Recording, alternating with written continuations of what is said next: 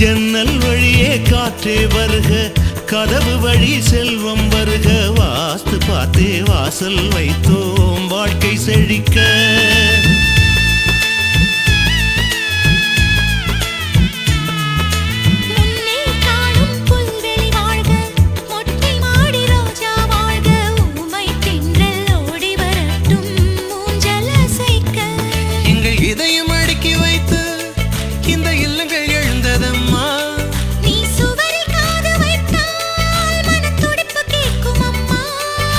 சொந்தம் வளர்ந்திருக்க, பந்தம் தொடர்ந்திருக்க, தலைமுறை 20 வாழிய நம்பி.